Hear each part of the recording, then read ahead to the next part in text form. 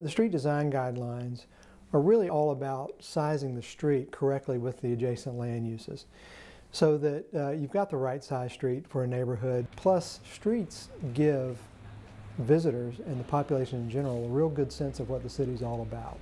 You really experience the city from that public realm that we call streets.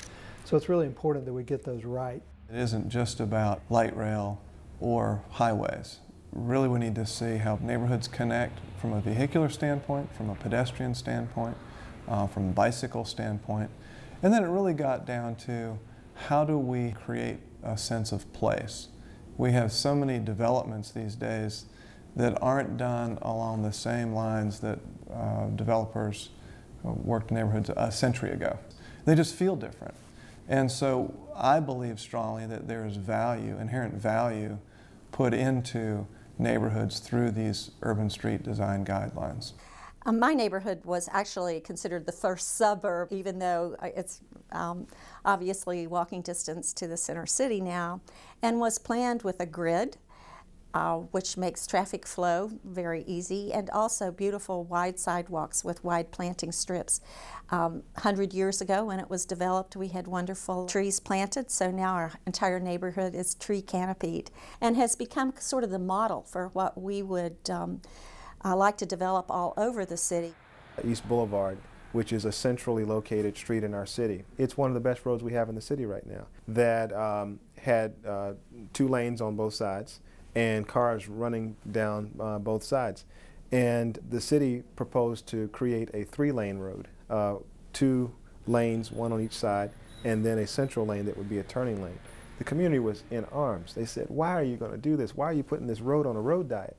And not only do we have 3 lanes for cars, we have bicycle lanes on both sides. We have cuts within the street that allow for pedestrian crossings.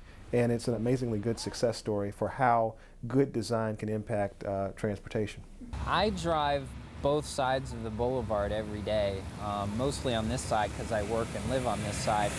And just seeing the organization of how everything is placed along this side where it's complete versus having 4+ lanes over here with no organization whatsoever. Personally, I've seen more accidents on this side of the street that's not complete because there's really no organization. And it's really hectic actually because there's turning lanes that aren't turning lanes and people will drive where they shouldn't. And here you've got such an organization of where you go, where you should be, and having the pedestrian refuge is much safer for our residents. You know, prior to World War II, we designed streets differently.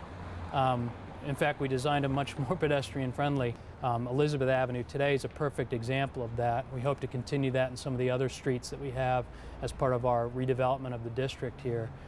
Elizabeth represents really a 6-block urban fabric that's part of a much larger 20 or 30 block urban pattern. And the opportunity here is to really create a walkable district that can be experienced by both the pedestrian on the street as well as the automobile. We have to have connectivity. I'm very proud that we have a very successful bus system, light rail system, but in order to have that, you have to have people walk around and be able to get to the transportation. And that means cars, bicycles, walking. The more choice you have, I think the better our city is going to be in the future for pedestrian-friendly access, for business, and for our environment. If we're not able to move workers and goods and services around our community efficiently, we're ultimately going to lose out on opportunities to grow our economy. We're very cognizant of that, which is why we are deploying these assets out in the community, the transit, the bicycle lanes, the sidewalks, the well-designed roads.